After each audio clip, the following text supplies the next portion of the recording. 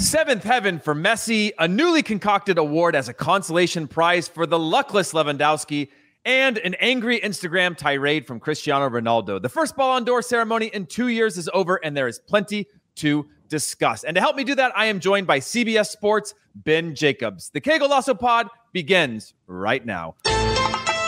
What is going on, everybody? Thank you so much for listening, for watching. Do us a favor, like, comment, subscribe. All of those things help us get found, helps make this community bigger and better, and helps us to continue making free episodes for all of you. But now, Ben Jacobs, what is going on, man? Thanks for joining me. How's it going, Heath? Did you intentionally just nail up the Argentina shirt behind you straight after the Ballon d'Or result? Yeah, for anybody that's just listening to this in audio form, my Bayern Munich shirt that I wore on my chest, I had it in my background earlier in this week, is now down on the ground, and magically an Argentine shirt from a match that I got to play in 2008. It's actually Kun Agüero, so it's not Lionel Messi's, is up on the wall because these are the sign of the times, and I'm just going with it. I'm not exactly happy, Ben, but want to get your thoughts right off the top. Do you feel, just from that the award going to Lionel Messi, how hard done do you think Lewandowski was on this one? And we'll get more into the layers of all this, but do you think this was Messi's to lose or Lewandowski's? Well, I think when we talk about what I think more tellingly is perhaps what the organisers think, and the very fact last minute and secretively they introduced a consolation award almost for the best striker or the top scorer in 2021. That not only told us that Messi was going to win a seventh and record Ballon d'Or, but also that they themselves were aware of the sort of fallout on social media and beyond if Lewandowski didn't win. I think everyone's in agreement that 2020 Lewandowski would have won his first Ballon d'Or, but then you look at his stats: 54 appearances, 64 goals in 2021 and 9 assists, and that's still not good enough. So of course Messi won the Copa America and no doubt is still very much in or around his peak despite being in his mid-30s. But personally, I think Lewandowski can feel very, very hard done by. Yeah, as far as you can remember, was there ever a time that you felt another player was done in this way? Obviously, the unfortunate nature of playing in the generation of Messi and Ronaldo was that they were going to win the bulk of these awards. But in a year like this, you just mentioned Lewandowski's stats, and it just seems like you could not be more of a complete player or a better player in terms of winning things. And I know the hard part is when you compare national team and international schedules and results and things like that, it gets a little bit muddied in the waters in terms of who's even capable of it. We're going to probably see that with Erling Haaland at some point in his career, is how far can he take his Norwegian national team, which may be not very far at all in the end, and that could come back to haunt him as well. Do you remember in recent history or in any sort of history where a player was more hard done than this?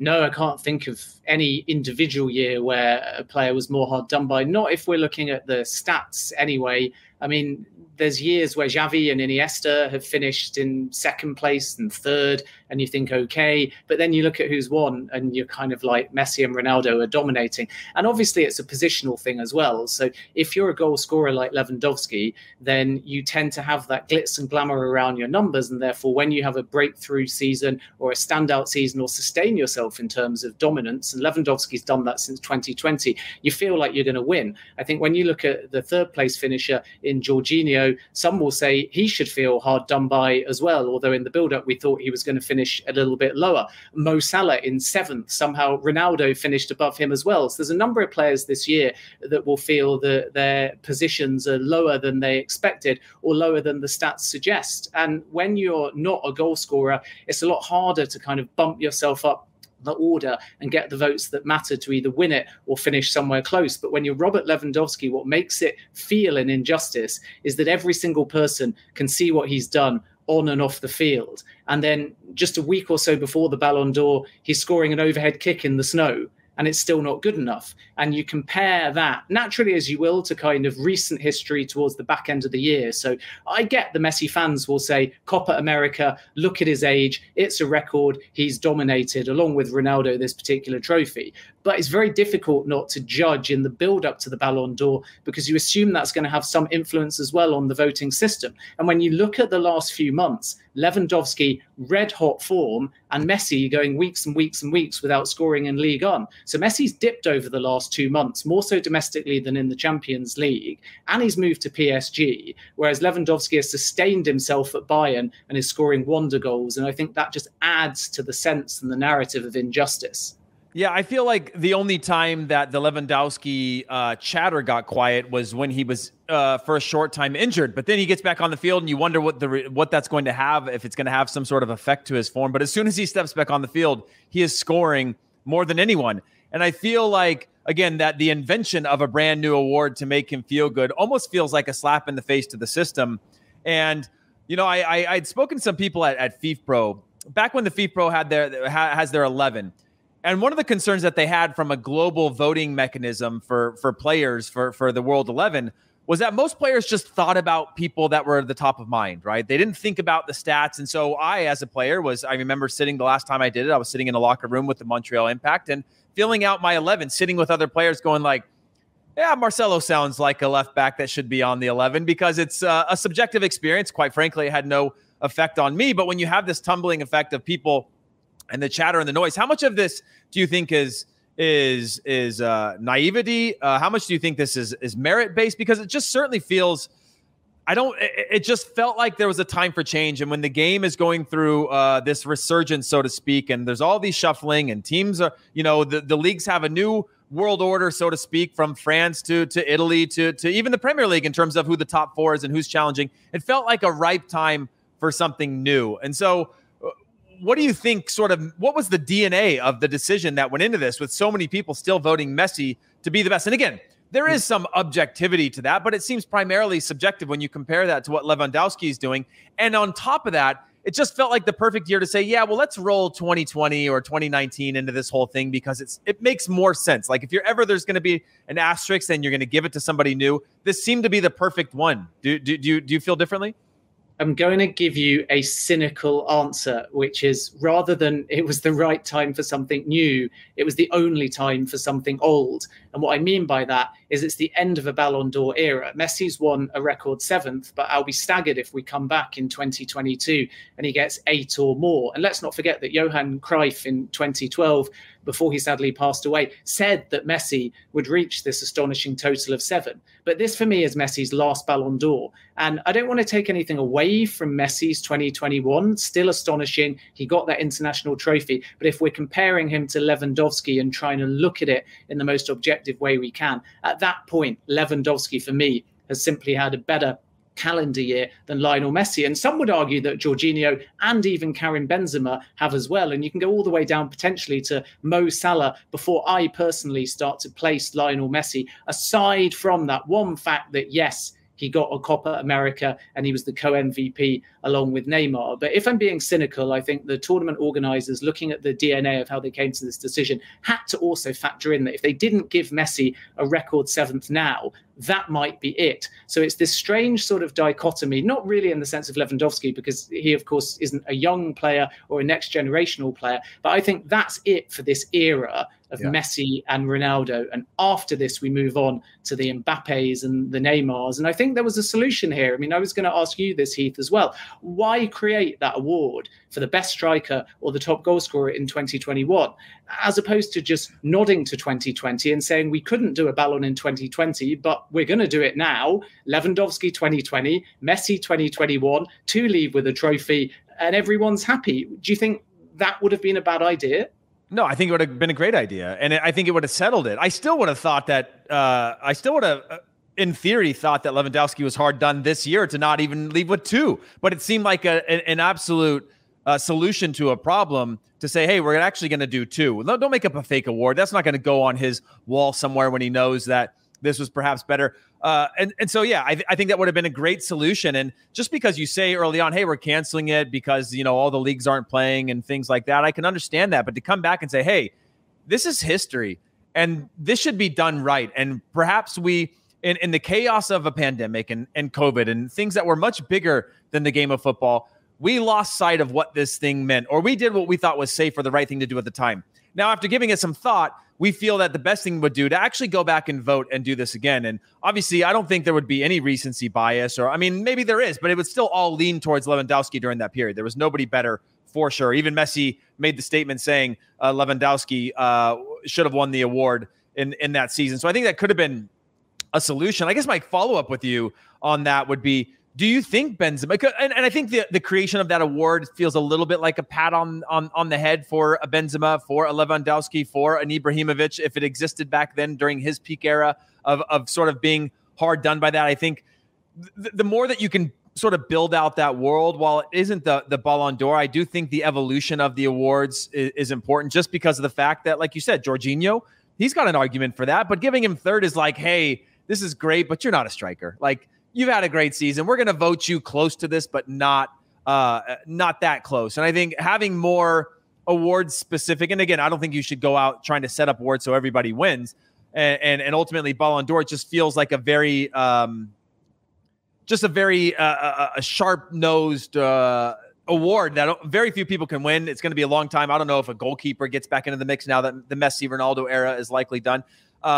So yeah, I'm curious your thoughts on that. If you think that award is better suited for the future, or if we should just limit it to that, and then it becomes just basically about who's the best striker is. And then part two of that is how important you think this is for PSG to now have a Ballon d'Or in house.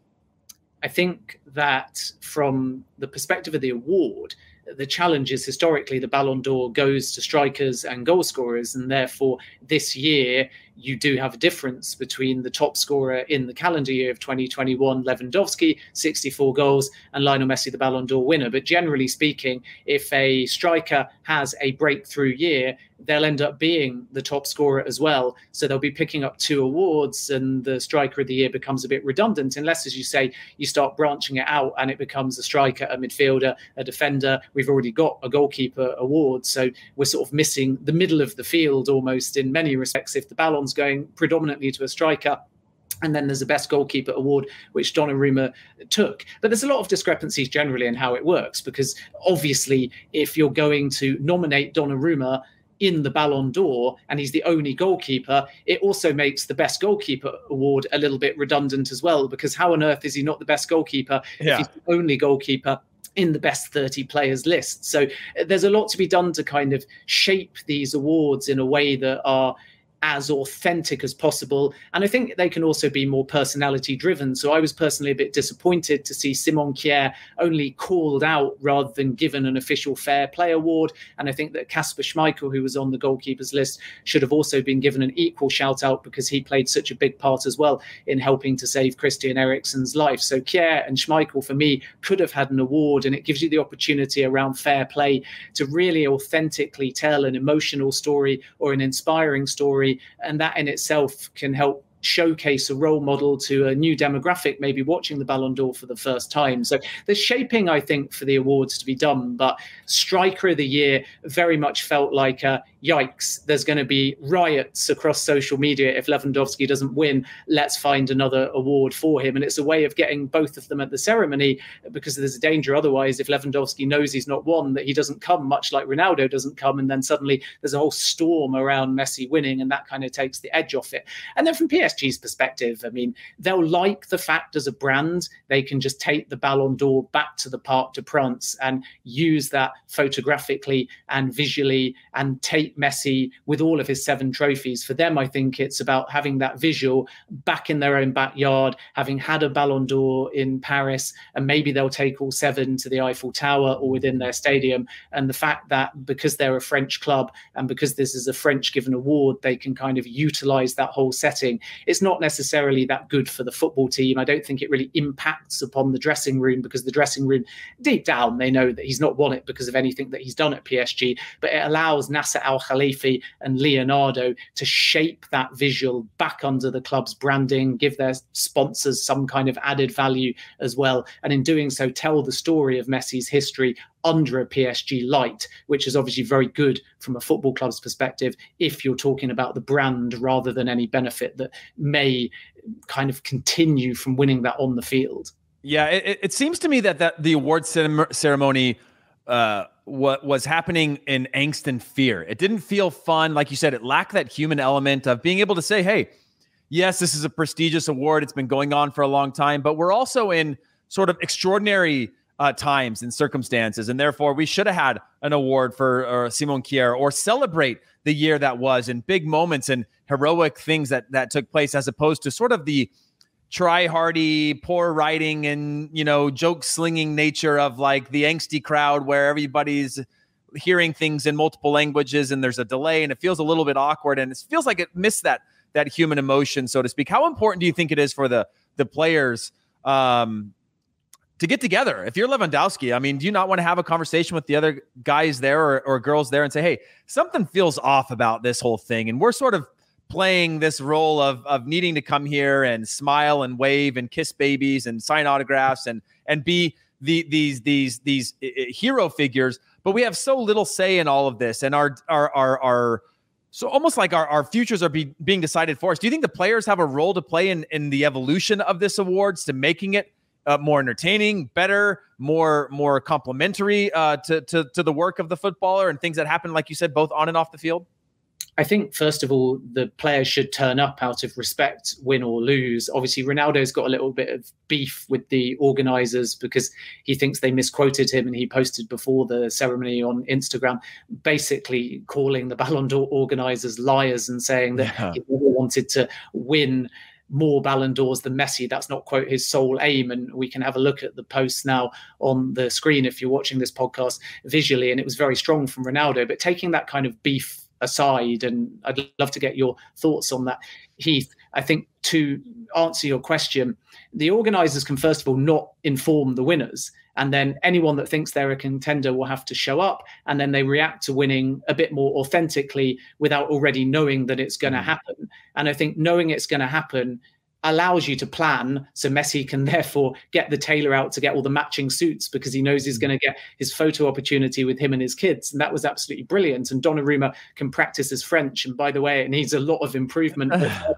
to him for trying. But I think that's one aspect. So then everybody comes, shows respect. Nobody knows who's going to win, or at least you're not told directly. And therefore you get a more authentic reaction. And then the second thing that I think both the organisers and the players can do is have more crossovers. So I was really pleased to hear Messi congratulate Robert Lewandowski and talk about that rivalry for goal scoring over 2021. But I was also really pleased, and I think we should say this as well, because we kind of questioned the Striker of the Year award, but the Club of the Year accolade was a great addition for me because it united men and women. And therefore, when Chelsea win that, it's an opportunity to hear from Thomas Tuchel and Emma Hayes together. And it's a chance to showcase a football club that are supporting equality, that are backing their women's team. And of course, Chelsea reached the Champions League final and won it, but they also got to the final of the Women's Champions League too, and they won the WSL as well. So that's a way to answer your question of integrating not only men and women, but different players and managers to speak about the same topics. And for me, that was one of the more authentic moments of the evening. So the more of that at the Ballon d'Or going forward, the better. Yeah, I agree with that. I think as Emma Hayes spoke about, obviously the honor of being part of that, and Thomas Tuchel going on to talk about not just the men's and the women's, but the academy as well. Just sort of the a holistic approach to having a top level club, I think, is so often in the past was like, yeah, we've got a good academy, we've got a good first team, and then there's not a discussion of men and women. And I think the more that happens, the better these awards are going to be, and the more substantial and respected they're going to be in terms of growing with the times. Let's talk a little bit about the Ronaldo rant. I know you just mentioned it a little bit. Misquoted or quoted correctly. Do you feel, because we know there's the tension between him and Messi, do you feel that there's an opportunity, one, at a level to get back to this? I know you mentioned this is sort of the end of an era. How much do you think of that is a bitter pill to swallow for him, and kind of coming out with these statements and having a little bit of a temper tantrum versus him trying to clear his name legitimately? I mean, it's a temper tantrum, not necessarily with not winning, but certainly with the organisers. And you look at when he posted it an hour before the ceremony started, and that tells you everything because it gleans all of the attention and the headlines. And even with Messi winning, we're still talking about Ronaldo. So the timing of the post was absolutely intentional. My personal opinion, I'd love to know yours, is that neither Messi or Ronaldo will win another Ballon d'Or, period. And that means that we end at 7-5. And if Ronaldo had somehow had a better 2021 and won this Ballon d'Or, it would have been 6 against 6. And I guarantee you then he would have turned up and spoken about the rivalry and said how 2022 is an opportunity for both of them as a swan song to try and get ahead of each other in the count and get to 7. So I kind of believe that there's some truth in terms of the organizers' perspective, that at some point they were probably told that Messi and Ronaldo were very intent in beating each other in Ballon d'Or counts. But I don't believe it's Ronaldo's sole aim, because that's ridiculous. Like, of course, you want the accolade of well done, you've had a great calendar year, but a calendar year is not a season. And Ronaldo cares about trophies. So if you're saying, what do you want? To beat Messi in Champions Leagues, in total trophies, in goals, or in Ballon d'Ors? Like, yeah, there's crossover in the sense the more of the first 3 you get, the more likely you are to win a Ballon d'Or. But if you're saying to Ronaldo, what do you want to beat Messi in? He absolutely is going to say trophies, leagues, Champions League, goals, assists, and then Ballon d'Or, because Ballon d'Or is not definitive. There's factual elements to it, but it's ultimately subjective. Whereas the amount of goals you score or trophies you score or assists that you score are black and white. So some would argue that they're a stronger gauge in terms of who's better if we're looking at things from a statistical perspective. So the rant surprised me because it was a bit diva-like. I thought it was slightly disrespectful not to turn up, but then if he's been angered by the organisers' comments in the build-up, maybe that prompted him to snub the invite. But I think my overriding feeling here is that if there is any kind of Ballon d'Or rivalry between them, it's over statistically now, because as I said before, and I don't know what you think, Heath, but I don't think either of them will now win another Ballon d'Or. Yeah, and again, the only disappointment for me in all of that is not whether Messi finishes with more than Ronaldo. It's just about the fact that we have a Karim Benzema who's going to have to do another 12 months of incredible work, or Lewandowski who's going to have to stay in peak form, which he's been in for a decade straight, only to fall short to be able to win this. And that's the part that's disappointing to me, because like you said, we're probably entering the new era where they get, to keep that or sustain the level that they have at their own age. It might just be that gap in generation where now we're looking at the Erling Haalands, we're talking about Mbappe, and maybe Neymar has a part of the conversation, or we're going wider in terms of positionally. But I'm going to read off the winners of the other awards. Obviously, the Copa Award going to Pedri, the young player. Barcelona hasn't featured as much in this new campaign, but has been fantastic. Was there anybody off the top of your head that you thought might be able to steal that one away from him? No, I don't think so. I mean, Pedri was the golden boy as well. So once he won the golden boy, it was always likely that he was going to claim the young player of the year. A phenomenal talent, a versatile footballer as well. I was really pleased just to hear Greenwood mentioned in the conversation. And that's a name that I think we should be watching over the next 12 months, particularly as he develops under new management, of course, at Manchester United. But Pedri, for me, was always the outstanding candidate. That was probably the one category where I was just 100% convinced the winner would be Pedri. And even though there was a lot of other young talent in that conversation from that shortlist, he was always the clear favourite for me. Yeah, I agree with that. And more than anything with that list, I'm just excited about the young prospects as we look. I was just talking to our producer, Des, off this saying, man, where do we go from here? Where do you go in terms of the future world stars? And it's hard to imagine some of these players becoming to the level of Messi or Ronaldo, but it certainly seems like a few are going to reach, if not those heights, a height that makes us go, wow, this is the best in class. Let's move on. Obviously, we talked about the Yashin Trophy with Donnarumma winning that and what that means, obviously being on the short list for the Ballon d'Or as well. The Club of the Year, we discussed being Chelsea. Striker of the Year, as you mentioned, the brand new award with Lewandowski, 54 games, 64 goals for Bayern and Poland in 2021. And then finally, the Women's Ballon d'Or with Alexia Putellas. Was there anybody on that list, knowing that there was a number of top quality players this year? And obviously, I thought it was a heartwarming story, an incredible player that took Barcelona so far. But was there anybody on that list as well that you thought was in contention going down to the final days?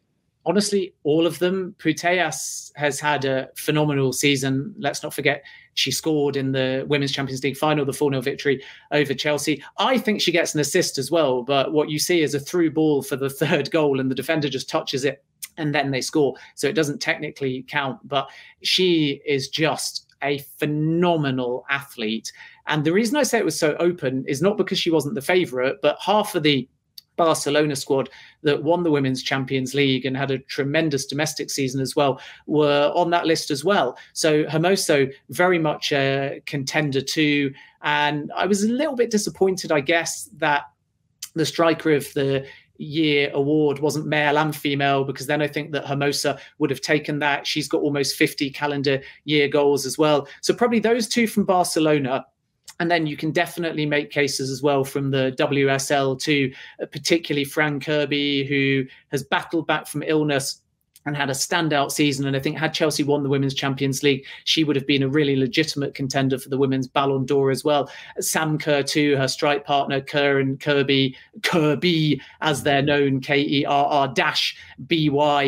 They're a great duo. And then Alex Scott was on our CBS Champions League studio making a case for Vivian Miedemar as well. She's the record goal scorer in the FAWSL. I don't quite think she's been in the same category as the other names that I've mentioned in 2021. And obviously Arsenal didn't get to the Champions League final or win it, but she, for me, is always in the equation for top players as well. So the women's list was much more competitive and open than the men's. I think 5 or 6 in the men's in the equation, but realistically only 2, Messi and Lewandowski. But I think for the women's shortlist, you were looking at 6 or 7, but Putellas was the obvious favourite and the rightful winner in my eyes. Yeah, Viv Miedema was one that I thought had a little bit of that Lewandowski factor going back to 2019, 2020, just their ability to score at the national team level and at the club level, sort of bringing Arsenal up to a higher level in terms of her talent or ability to score goals, but ultimately falling short to people who are more deserving at the time. But when you look over these larger windows, you're like, how is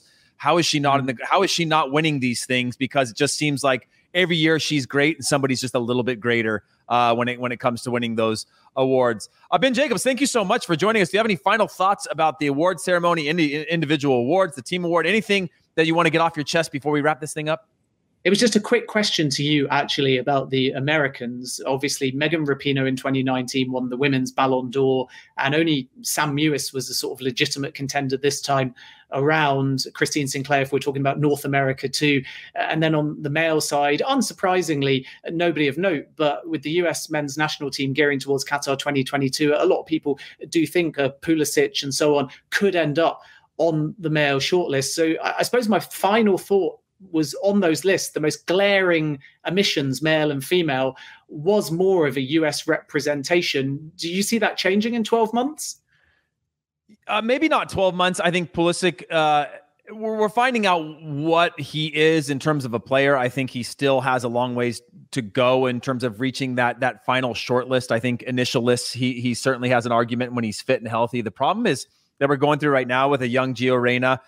I would see him on a short list for the young players. I could see Serginho Dest on a short list for the young players, but we're lacking that consistency right now. Some of those injuries, all 3 of those players that I mentioned have spent time on the sidelines. Obviously, same with Pedri, but I think the next generation of player, we're going to start to see more of those, obviously coming through those young player awards and then emerging perhaps on the longer list, but not quite the short list. And then hopefully we'll start to see players on these short lists and then work our way up to the top. I think we've got depth.